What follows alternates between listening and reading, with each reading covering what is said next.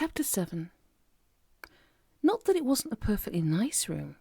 If anything, it was an improvement. Instead of the knackered old gas fire, there was a merry blaze in the fireplace, its glow reflected in the polished brass of the coal scuttle. The light from the handsome cut-glass oil lamps was softer and more soothing than the glare of the lonely 100-watt bulb.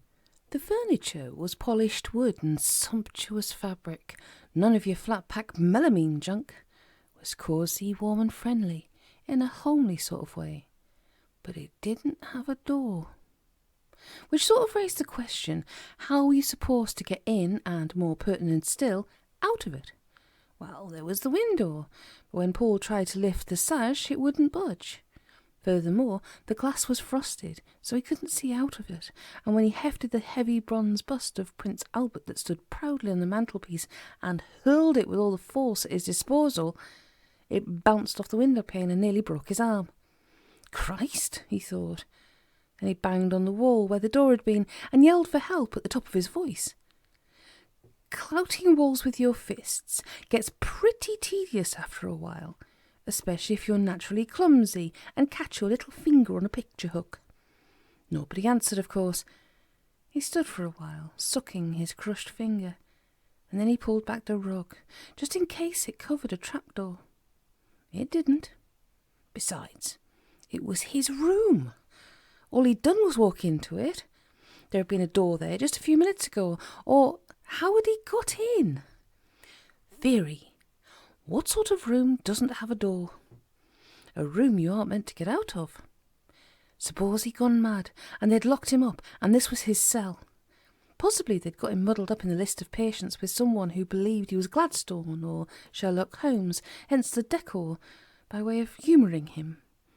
By this stage, though, he had a belly full of rational explanations. Besides, he didn't feel mad. Surely you'd know if you'd gone off your rocker. You'd have a headache, or angel voices would be urging you to chuck the English out of Aquitaine. It was about time he got over this inferiority thing, whereby he naturally assumed that if things weren't as they should be, it had to be his fault, or something wrong with him. He made a resolution. Until he got proof to the contrary, he was going to work on the assumption that he was perfectly normal and everything else was up the pictures. Paul thought about that. Maybe he had gone potty after all. No, he asserted furiously. I'm not falling for that one again. That's not right. That's what they want you to think. Now he was beginning to scare himself, so he made an effort and froze his mind. Intense calm, deep breathing, and all that crap. Except that something really profoundly, deeply weird was going on. Now, then, one step at a time. First thing he had to determine, was he in any obvious danger? Well, no. If he fell asleep in the chair and a stray spark jumped off the fire and set the rug ablaze, things might get a bit ugly. But that aside, the most immediate threat was starvation. He looked over at where his cooker used to be. It wasn't there anymore, but there was a large earthenware jar on a marble-top stand that turned out to contain a fresh, sweet-smelling cottage loaf, and the butter dish held a pound of rich yellow butter. Also, there were pots of jam, and a tea caddy full of tea, and a crock containing bacon and sausages. The kettle and the grid were over by the fireplace, and there was water in a tall crockery jug. Talking of crockery, he could just see a blue and white chamber pot under the bed, which more or less answered his next question. Ugh, he thought. Since he'd missed lunch and was hungry, he sawed off the crust of the loaf with the bread knife he'd found in the drawer under the stand, daubed on some butter, and ate the result. It tasted like real bread and real butter, but when he looked back at the loaf, it had contrived to heal itself. There stood a pristine loaf and an untouched butterpot. He repeated the experiment with the same results. Further meticulous investigation revealed that the same self-replenishing effect occurred with the water, the tea, the small jug of milk, the sugar bowl, the bacon, and the sausages. In fact, as far as the bare necessities were concerned, there was no reason why a bloke couldn't live here indefinitely. That thought scared Paul more than anything else. Another point occurred to him, and he looked at his watch. It wasn't there. But at some point he'd apparently sprouted a waistcoat, perfectly matching the jacket and trousers he was wearing, but had never seen before in his life. And in the waistcoat pocket he found a handsome silver watch and a gold chain. It read 6:15, and it wasn't ticking. It stopped. "Help," he muttered. Silence, not even traffic noises in the road below. Amazing the extent to which he missed them, now he'd noticed they weren't there. The only sounds he could hear were those he made himself. "Maybe I'm dead," he thought. No, he told himself. "We've already been into all of that. Well, not me, but Plato and Descartes and all that lot. The Cogito ergo sum does a tree falling in a forest make a noise if nobody hears it brigade. So you can skip all that." Eventually, after a bit more wall pounding and help yelling and another round of bacon sandwiches, he flopped down in the really very comfortable armchair next to the nice warm fire, propped his feet on the embroidered footstool, and sat staring into the fire for a while, trying to figure out whether the coal in the grate was diminishing and turning into ashes as it burned. The answer was yes, so he added some more from the scuttle, which refilled itself as soon as he took his eye off it for a second. "Well, here I am," he thought. Gradually, he started to feel sleepy. His eyes didn't want to stay open, and his chin slid down onto his chest. Something told him that he ought to stay awake, or was that concussion victims? But the effort was too much. Nothing to stay awake for, after all. Eventually, he let go and started to dream. It was the sort of dream that sneaks up on you. He was in a nice comfy chair by the nice cosy fire, but now he wasn't alone. 2 young men in Victorian clothes were sitting opposite him. They were smoking clay pipes, very relaxed and friendly, and he supposed he must know them from somewhere. They were chatting, but he was too sleepy to pay attention to what they were saying. He caught an occasional word, but nothing that made sense. Then one of them leaned forward, tapped him on the knee with the stem of his pipe, and asked him what he thought. He lifted his head and opened his eyes. I'm sorry," he mumbled. I think I was dropping off." The 2 young men laughed. "I should say," one of them said. "But look here, don't you think it's gone on quite long enough? After all, you've only been here, what, a couple of hours? Hardly that. But already you've had enough of it, and no blame to you. It's confoundedly dull, with nothing to read and only us for company." Paul tried to keep his eyes open, but the lids were too heavy. "Oh, it's not that," he assured them. "I'm rather weary, that's all. Be a good fellow and let me take a nap." "Of course," said the curly-haired young man, "but you will help us, won't you? After all, you know where it is now. It'd be no great matter for you to slip it in your pocket and bring it away with you. And we've been here, how long is it now, Pip?" 125 years, the other man said. "Give or take, a week or so." "Goodness," Paul heard himself say, though what he really meant was Jesus or fucking hell. My poor fellow, what a dreadful thing, but I'm still not sure what it is that you expect me to do." "Perfectly simple," said the curly-haired man. "Take it and bring it here. At least this place will do as well as any other. Then we can go that way." And he pointed at the back wall, where the fireplace was. "And once we've gone, you can go back the other way, and we'll be all right as rain, you'll see. Now, is that too much to ask of an old friend?" Put like that, it did seem perfectly reasonable. "I'm terribly sorry," Paul yawned. "But I still don't quite catch your drift. What is it you want me to take, and from where?" The 2 men looked at each other, as if they were the ones who weren't quite sure what was going on. "Steady on, old chap," said the one called Pip. "The joke's all very well, but this is hardly the time." "Honestly," Paul said, I don't know. Tell me and—" "That's not funny, you know," the curly-haired man said quietly. "Fun's fun and all, but that ain't, if you see what I mean. No, really, if you'd just tell me—" "For heaven's sake," the curly-haired man was getting annoyed. "This is rather serious for us, you know. This isn't the time or the place for any of your humour." It occurred to Paul that he didn't want to get them angry. "I promise you," he said. "Tell me what you want me to do, and I'll see to it that it's done. I give you my word." The one called Pip stood up. "That's enough," he said. "Obviously you know, or how else could you have come here? There's no door," he added sourly. "Or hadn't you noticed?" Paul knew that unless he calmed them down, they were going to do something horrible to him. He was supposed to get them out of here, that was clear enough. Whether they ought to be allowed out was another matter entirely. Forgive me, he said, as pleasantly as he could. You're right, it wasn't funny. I'll see to it right away. Pip looked at him, then sat down. That's quite all right, then. Yes, he said. First thing tomorrow? First thing, Paul assured him. You just leave it to me. The curly-haired man grinned. You and your humour, Jack, he said. For a moment you have me fooled completely. Now then, let's have another drink and say no more about it. He stood up and grabbed Paul by the wrist, and suddenly he was awake, sitting up in bed in his pyjamas. For a moment he thought he could still see the curly-haired man standing over him, but it was only the sword and the storm silhouetted against the window.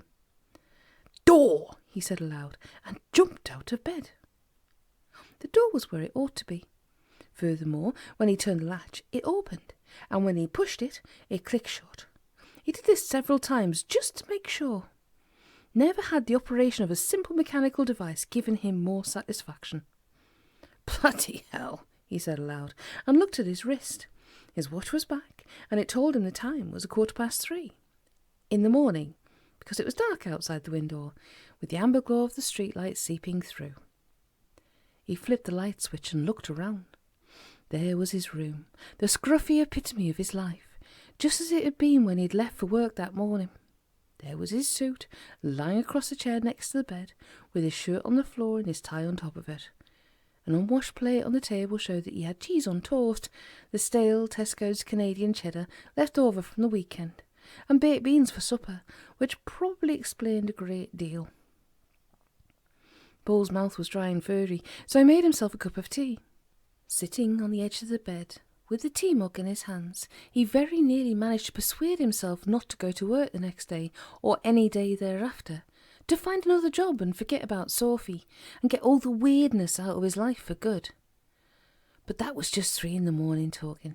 He remembered reading something about 3 o'clock in the morning, how it was a time when most suicides happen, something to do with chemical imbalances in the brain caused by the sleep cycle, or something equally plausible and scientific. Anyhow, he knew that if only he could get to sleep, things would seem a whole lot less urgent and desperate when he woke up. He finished his tea, cut the light, and lay on his back, staring into the darkness where the ceiling had to be. He was sure he wouldn't be able to get to sleep now, and he was right. He put the light back on, fished in his jacket pocket, and found the letters. It was important, he felt, that they were still addressed to Lieutenant Philip Catherwood, and they were. He started reading them, and, in spite of the lurid nature of their contents, they sent him to sleep faster and surer than a general anaesthetic or the collected works of Martin Amis. That would have been fine, except that as soon as he was asleep, he was back in the Victorian room. He was still reading the letters, but they weren't written to Philip Catherwood any more. On the contrary, they were written to him and signed, "With all my love, Sophie." One thing he hadn't noticed before, on the envelope, she'd written Paul Carpenter, but the letters now started off, "My darling Pip." Still, at least this time he knew it was nothing more than a bad dream, the fault of some careless or malicious Canadian dairy farmer. So that was all right. Next day, they finished off the rest of the strong room. He had to wait until 11 o'clock, when Sophie went off to get a cup of coffee, before he had a chance to put the letters back and check the other stuff, the bank books, title deeds, death certificate. As he suspected and hoped, the name on all of them was Philip Catherwood. Hallelujah, he said to himself. As if J.W.Wells and Co. had realised that a joke, like a tent peg, should only be rammed into the ground so far, the weirdness quotient in the items left to be catalogued fell dramatically. True, it was all old stuff, for the most part the property of people who had to be long since dead. But there was nothing tactlessly bizarre, just legal papers and money stuff, a few bundles of letters, nothing odder than the occasional bunch of keys or case of stuffed parrots. Sophie seemed unusually cheerful that morning, though she didn't seem inclined to chat. It was as though something nice had happened to her, but she didn't want to tell him about it. At lunchtime she smiled at him and said, "See you later then," and darted off for her coat before he was ready to follow. He stayed in their office, staring out of the window and trying not to think too hard about anything. Something still wasn't right. It was getting less right all the time, but he had no idea what it could be. They dealt with the last item in the strong room at 5:15 precisely. Curiously, or by coincidence, they'd been given exactly the right number of yellow stickies for the job, with not one left over. "Right," Sophie said. "Thank God that's done. I've had enough of this stupid cellar." "Me too," Paul agreed. "Feels like I've been down here for 100 years. "I suppose we better cross-reference the red book against our inventory," Sophie said, with absolutely no enthusiasm whatsoever. "But it can wait till tomorrow, can't it?" "Oh, yes, I should think so," Paul confirmed. Something wasn't right, he thought again. Just then, there should have been a bond between them, a shared sense of achievement, drawing them closer together. It should have been, Paul knew, a moment, but somehow it wasn't. He was leaning against the shelving unit. She was sitting on a trunk, item 445, containing, according to the red book, the uniform worn by General Raglan at the Battle of Balaclava, staring at the door and humming softly under her breath. He had occasion to notice before that she could carry a tune to the same extent that lobsters can pilot transatlantic airliners. Not that he minded. In fact, he'd made a conscious decision that it was endearing. Nevertheless, Sophie's mind was clearly elsewhere.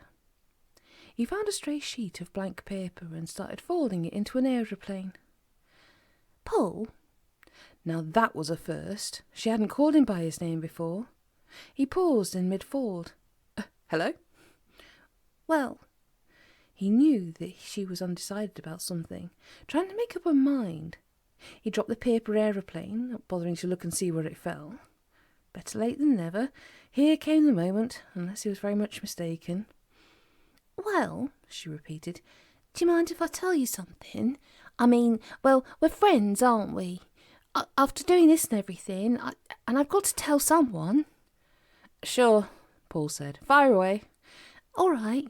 She had her back to him, her thin shoulders and long slim neck outlined against the white paint of the door. "The thing is," she said, and paused once again. "The thing is, I went to a party yesterday. After all," she added with just a tiny hint of extreme, dark, savage bitterness. Why, he wondered, and then, oh shit, he remembered. "I didn't have anything else to do, as it turned out, so I went to this party. Well, not really a party, I don't like parties, but this friend of mine, Lucy, she's just come out of the army. She was a tank mechanic. Anyway, she's just moved into a new flat, and she asked some friends round, and she wanted me to go, so I went, and I met this bloke." "Really?" "Yes." Suddenly Sophie swung round and looked at him. Her face was blank, but her eyes were shining. "His name's Shaz, and he does anarcho-socialist ceramics as a performance art, and he lives in an old bus in a field near Esher, and we talk for hours about all sorts of stupid stuff, and, well, I think I like him a lot." She stopped abruptly and then went on. "I know it's really like stupid and girly, because I've got to tell someone, and I really haven't got a clue if we're going to have a relationship or not. We haven't talked about it or anything, but I think it's sort of likely that we probably will. I don't know. Anyway," she added, "you don't mind me telling you, do you? Because the fact is, you're probably the closest friend I've got, apart from Lisa. But she's still in Ukraine, and Rachel, but she'd be all snotty about it because she doesn't hold with men at all, and I suppose there's harmony, but all she ever wants to talk about these days is the destruction of owl habitats in Northumbria. You don't mind me telling you, do you?" "No," said Paul's voice. "Not at all. Great." Paul's voice added, "Congratulations, I guess." She shrugged, but with great vigour. "Oh, it's way too early for that," she said. "I mean, yes, we talked for hours and hours, but then he and a bunch of his friends were going to drive to Stonehenge and watch the sunrise in his bus, and he asked did I want to go too, but I said no, I had to get up for work in the morning, but he said it was all right, like he didn't really mind, which was really good, I thought, like, not making demands or anything, no. But anyway, he mentioned he was doing a performance tonight, a pub out on Denmark Hill Way, and he said I could come along if I felt like it, so I said yes, all right. So that's all, really." "Great," said Paul's voice, sounding like it was coming from a very long way away. "Well, I hope everything, I hope it all goes okay. Have a nice time. I mean, it's Saturday tomorrow, so you don't have to get up early." He made a promise to himself to smack himself around the face with a brick for saying that, as soon as conveniently possible. "Well, great," he said. "Hope it all works out for you." "Thanks," she nodded. So what are you doing for the weekend? Got anything lined up? Me? No, nothing much. Thought I might have a lay-in tomorrow, read, do the ironing, relax, just flop around. After all, he added to himself, what the hell else can I do when my whole life's just fallen down a grating and got lost forever? Some moment, he thought, some bloody moment. Sophie was looking at him, and if she really could read his mind, possibly what she saw there was bothering her a bit. There was just a hint in her expression of the look he'd seen in the faces of Duncan and Jenny, the vast, noble compassion of the fixed up for the eternal, unwilling celibate. At another time, in another context, the next thing she'd say would be that there were lots of other fish in the sea. So, he heard himself saying, he's into pottery then? Interesting. Ceramics, she corrected sharply. What he does, it's more like conceptual than, well, useful or anything. He told me all about it. Apparently, he learnt most of it from a tribe of Tuareg nomads in North Africa, and now he's applying for a lottery grant so he can evolve the interactive side of it, hopefully with multimedia and the internet. Then he's hoping to go to New Guinea. Apparently they've got a really exciting tradition of conceptual ceramics there, based around this stuff they use. It's sort of like a mixture of straw ash, volcanic lava and pig manure, which he wants to try and incorporate into his own work at a fundamental level. But of course that all depends on the grant's position, so it's not settled yet. Pity, Paul thought. How about if I bought a lottery ticket? Loads of lottery tickets. How much does it cost to send out one lecherous arsehole to New Guinea anyway? Great, he said. So how long's he been doing this? About 5 years, she said. As a performance thing anyway. He started on the pottery ages ago, while he was still in prison. Then he was 2 years in North Africa after that, and 6 months in Finland learning to be a shaman. So all told it's quite a long time, really. I see, Paul said. He's probably pretty good at it by now then. Oh yes, Sophie said. Well, I haven't actually seen any of his stuff, but he showed me a couple of albums of photos, and it all looked really amazing. Right, Paul said. And that was without the performance, presumably? She nodded. Anyway, she said, standing up, we'd better be getting out of here. What's the time, by the way? He checked his watch. Just coming up 10 to 6, he said. It took about half a second for the implications of that to sink in. Shit, she said crisply. Let's just hope they haven't locked the stupid door yet. They hurried up the stairs, walked, then ran down the corridor and burst through the fire door into reception. Nobody there. Sophie raced to the door, shut back the bolts at top and bottom, lifted the Yale catch and tugged at the door. It didn't move. Oh, shit, she repeated. There's 2 deadlocks, Paul pointed out helpfully. I suppose there might be keys on the desk or something. Maybe there were, at that, but the desk drawer was also locked, so never had a chance to find out. Now what do we do? Paul asked helplessly. Sophie wrenched at the door one more time, then kicked it. This is stupid, she said. All right, there's got to be someone in the building. I mean, aren't the partners in a firm like this supposed to work late every night and all through the weekends? Oh, there's the cleaners, she added. We've just got to wait until they show up. Unless they don't come until the morning, Paul said, or even until after the weekend. What I mean is, we don't know they'll come tonight. Fuck! Sophie gave the door another kick. Well, there's got to be a side door or something like that. A fire escape, she added triumphantly. Got to have fire escapes. It's the law. Paul nodded enthusiastically. Oh, you're right, he said. Where? Where what? Where are they? Only I don't remember ever seeing one. Well, of course there's fire escapes. She hesitated, frowning. Actually, neither do I. Mind you, there's lots of bits to this building I haven't been in yet. We'll have to look. That's if we can't find someone to let us out, of course. Paul could see her forcing herself to relax. It was like watching a small child holding back a huge, frisky dog on a long lead. And if that doesn't work, we'll have to bust a window or something. Paul was horrified. We can't do that, he said. They'll fire us. So? He stopped short. He couldn't possibly explain why he didn't dare risk losing this job, though of course all that had changed now, presumably. Fire us, he repeated. Fine. She scowled at him so ferociously he could feel his skin tanning. All right, I'll break a window and go home. You can stay here all night and explain it wasn't your idea and didn't want to have anything to do with it. Sorry, Paul said automatically. I mean, before you go doing anything like that, let's see if we can find Mr. Tanner or somebody. Why Mr. Tanner? I don't know, Paul admitted. It's just that the day I came in early, he was already in here, before the door was unlocked, so maybe he stays late. She thought about that and nodded. All right, she said. We'll try his office first. Come on. She stormed out of reception like a scale model of the Bismarck breaking out of the Denmark Straits, and Paul jogged along after her. He didn't like the situation at all, but probably he felt for different reasons. For one thing, she hadn't seen the red eye peering out through the letterbox flap. Mr. Tanner wasn't in his office. That was the first thing they noticed. The second was the mess. Papers everywhere. On the floor, on the chair, piled up in heaps as though someone had thrown them in the air and then jumped on them. The other chair had been knocked over. Also, Paul noticed, but didn't mention, there were several gaps in the tomholt collection on the wall. Maybe he's in the photocopy room, Sophie said. We'll try there. Either she hadn't noticed the mess, or more likely in Paul's view, she decided there wasn't time for worrying about side issues. She took half a dozen steps towards the door and then stopped. Footsteps outside. In the corridor. Someone running, or rather, Paul scrabbled in his memory for the right word, scampering. Oh, that's all right then, Sophie said. Hello? Hello? The footsteps stopped as she reached the door and put her fingers to the handle. Something about the sound must have got through to her because she hesitated. They listened to the footsteps coming back, more than one of whoever it was. Sophie said, I don't...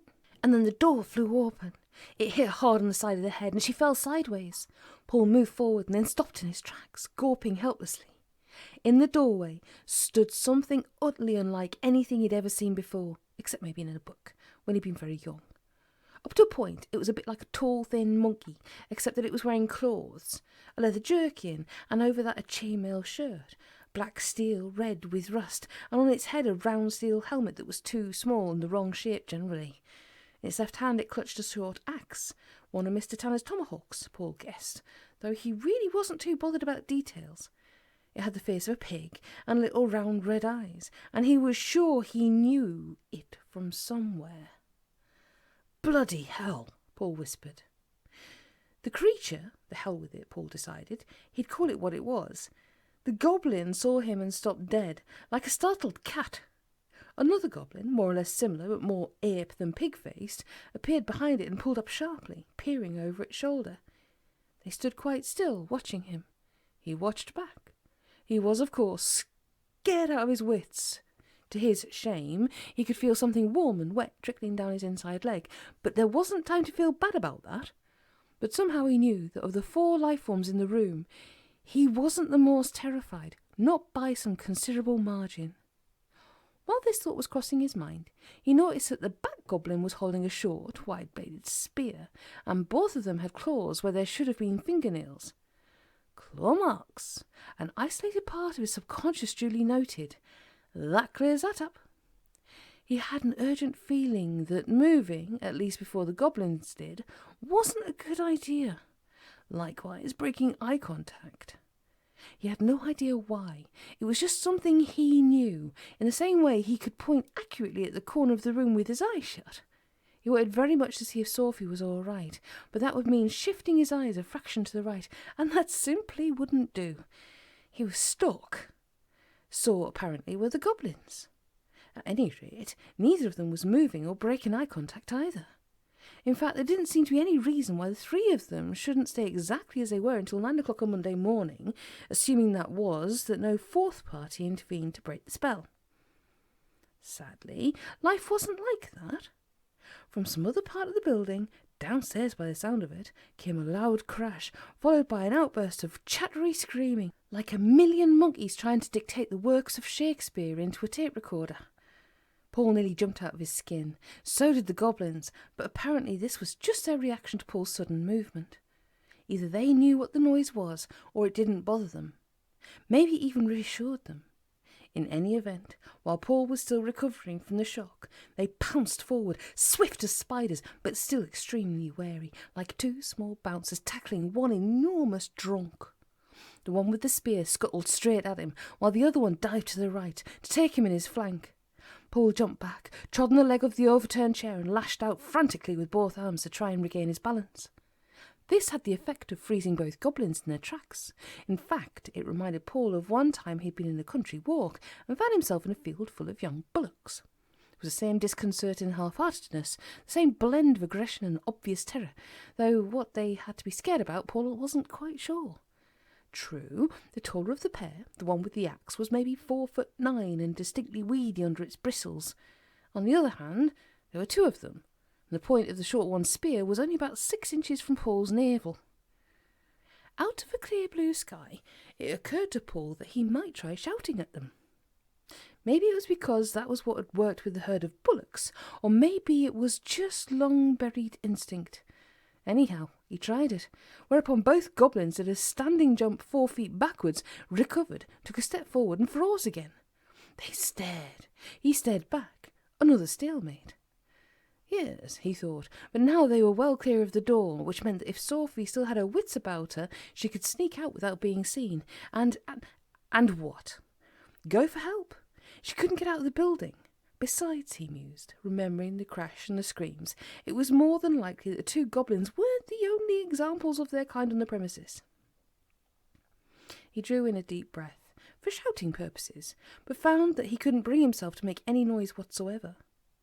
Either the terror was slowly paralysing him, or subconsciously he was thinking about other goblins in the building, who might come running if they heard him yelling.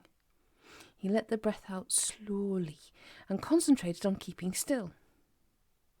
Talk about your moments. This was a moment, all right, and it seemed to go on forever. Things weren't getting any better as time passed. For one thing, Paul realised to his profound dismay and disgust that his left leg, which had been supporting most of his weight since he recovered after falling over the chair leg, had just gone to sleep, so that if he did get the chance to run, he'd have a numb foot to contend with, or pins and bloody needles at the very least. He toyed very briefly with the idea of making a grab for the short goblin spear, but his imagination was too vivid for that. He could almost see the blood and feel the pain as his hands missed the shaft and grabbed the extremely sharp-looking blade instead. He ordered that particular plan of action to fuck off and die. Even thinking about it was much too dangerous as far as he was concerned. At any rate, he thought, it didn't look like Sophie was going to be able to keep her date with the anarcho-socialist Potter. Count blessings, gratitude for small mercies. If he was going to be ruthlessly honest with himself, it didn't really help. It was the third goblin that buggered everything up. Looking back, Paul reckoned it must have come bouncing into the room without realising something was up. It was about the same size as the spear carrier, weasel-featured and armed with a broad, curved sword. It bustled in, saw Paul, came to a sudden halt and screamed. Immediately, Paul heard himself shout back, bizarrely. What he was shouting was, "Please go away." But it's obviously the way he said it, not the actual content, that did the trick. All three goblins shrank away from him as if it was the one with all the weapons, and this remarkable show of cowardice set his instincts in motion again. He took a long stride forward, stamped his left foot down hard and shouted, "Boo!" at the top of his voice. To a certain extent, it worked like a charm. All three goblins turned and fled, the spear fancier dropping his spear in the process. This should have been a good thing, but it wasn't. By now, the other two goblins had reached the doorway, and the spear fancier, finding himself unarmed and exposed, shrieked in panic and ran backwards towards the corner of the room, away from the door. Bugger, Paul thought, and it took another step forward, raising his arms and flapping them in the air, trying to shoo the goblin like a farmer herding sheep. He'd overdone it. The goblin screamed horribly, scuttled back and bumped into Sophie, who was just getting off the floor. The goblin spun round, saw its chance and grabbed her by the hair, hauling her across its body while the other hand produced a knife and held it under her chin. In the last split second, Paul managed to stop himself from shouting, and just as well, because he was absolutely certain, don't ask him why, that a shout at that precise moment would have scared the goblin into frantic, violent panic, and Sophie would have been killed then and there. Instead, Paul held absolutely still, his weight on his numb back foot, a breath half taken in his throat, and let the goblin back away through the door, dragging Sophie with him. It was yet another moment, in this instance, the worst such of Paul's life. Just to make sure, he stayed put and counted to 5, as the sound of the goblin's awkward footsteps died away beyond the doorway. Only then did he dare take the risk of coming back to life. "Shit!" he yelled, and then he lunged forward and grabbed the spear off the floor where the goblin had dropped it. At this point, his numb foot made its presence felt. He wobbled, nearly stuck himself with the spear under the left armpit, slammed the butt into the ground and put his weight onto it. This wouldn't do at all.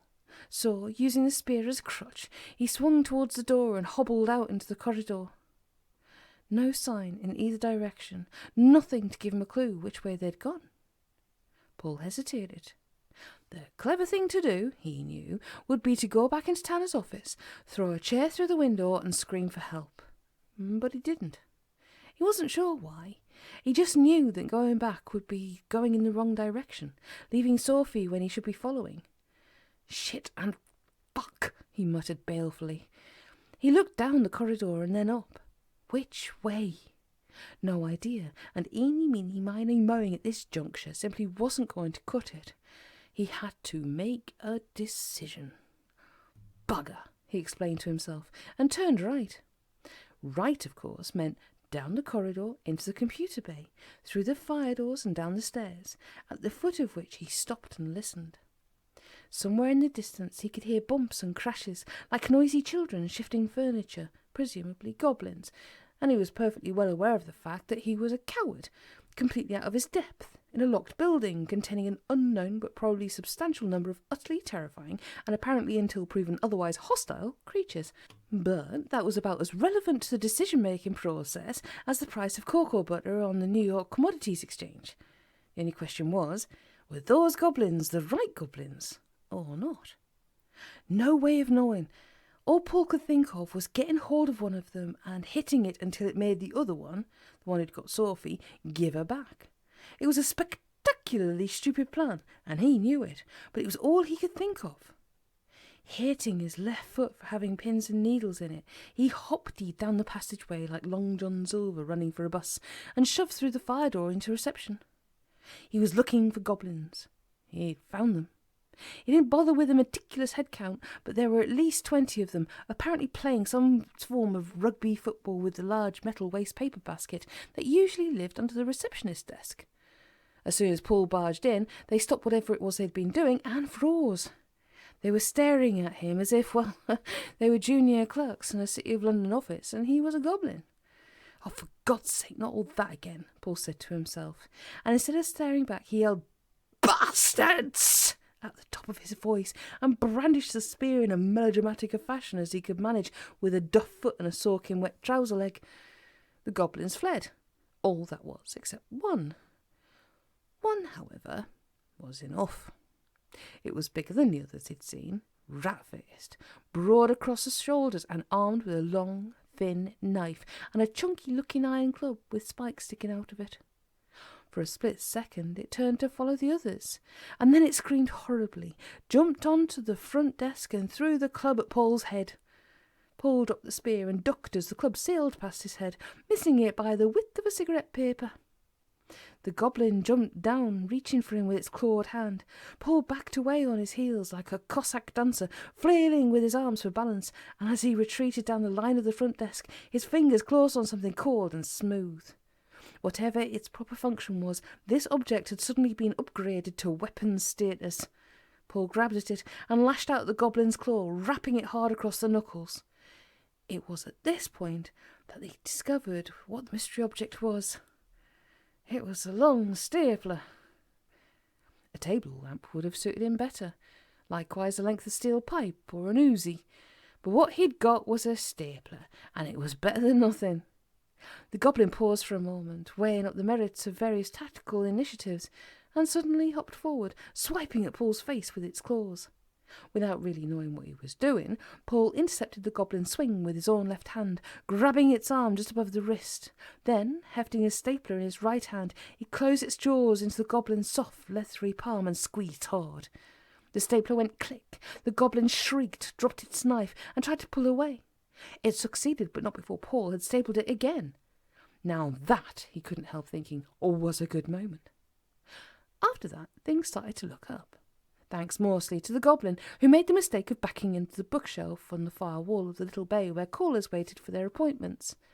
This shelf supported the considerable weight of 103 bound volumes of the Journal of Meteorological Studies, June 1949 to December 1957 inclusive.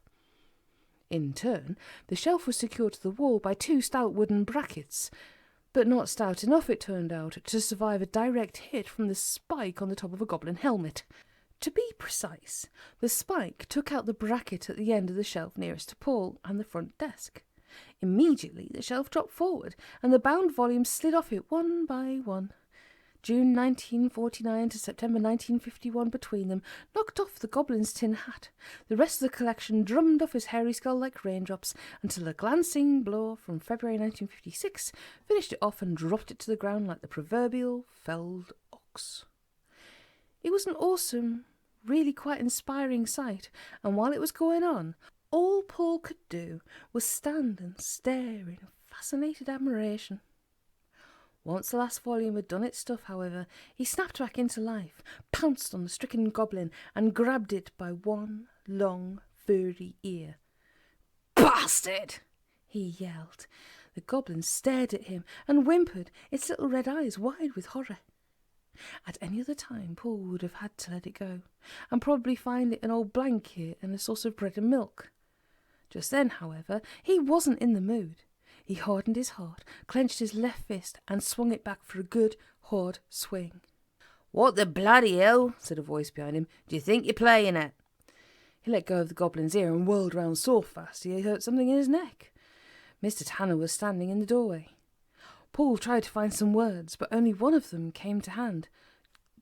"Goblin," he said. "Goblin." Mr. Tanner gave him a look you could have skated on.